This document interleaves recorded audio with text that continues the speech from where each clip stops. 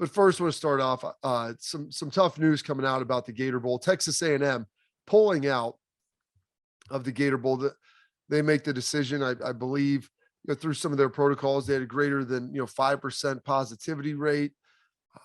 Right now, COVID kind of spiking throughout different parts of the United States.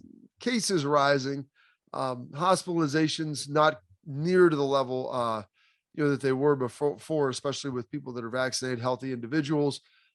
And I would put college football players in that healthy individual category. There's nobody who is healthier and has better access to medical care, treatment, and round the clock supervision than your college athletes, especially college football players and professional athletes. They work out, they train for a living, they do all these different things. They have diets, dietitians, nutritionists, strength coaches, trainers that are available to them, doctors that are available 24/7. They don't have to go sit in ERs. They make phone calls and they walk right in.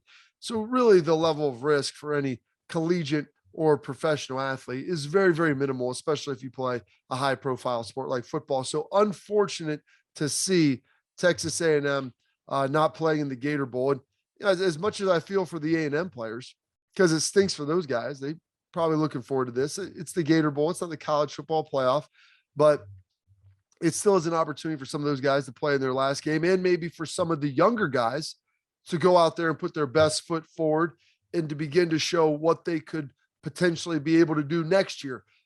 The one thing people talk about, and then they always forget, is you can build momentum in bowl games, especially with your young players. It's an opportunity for them to get out there against good competition in a meaningful game action, meaning it's nationally televised. There are people watching, and you get to see what they can do. And if they have a good game, that gives them the confidence going into winter workouts, going into spring ball, going then into the summer. And you can kind of see a little bit about what you have with your roster coming back, that is. And so there is that momentum piece. So as bad as I feel for some of the A&M guys, like Wake Forest, I feel awful for them. Dave Clawson, their head coach, comes out, talks about 72 players, they getting booster shots before they leave.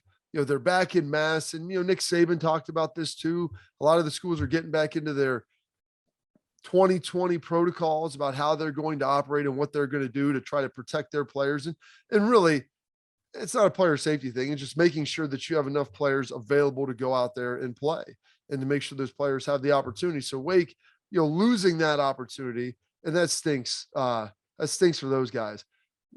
Maybe they can find a team to fill in, and who knows? I mean, they've thrown out, I've heard Illinois thrown out, other schools. They said that they're not going to replace like last year.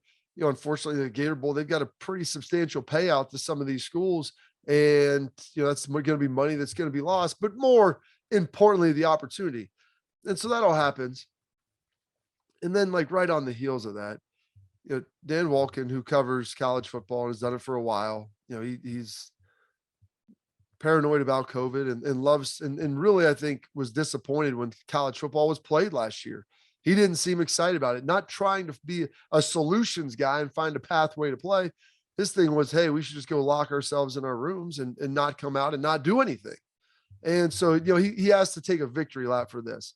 And so in response, to Dave Clawson's comments, hey, we've got 72 players getting their booster when they came back. We're in a good spot here. We're wearing masks. Dan Walken then tweets it. It's really good that these teams are rushing to get the booster shot, but it's a little late in the game as far as reducing the risk before bowls. Should have done that a few weeks ago. Listen, it's in the middle of the season. Players got vaccinated before the season. They didn't want to be dealing with side effects of booster shots and everything else.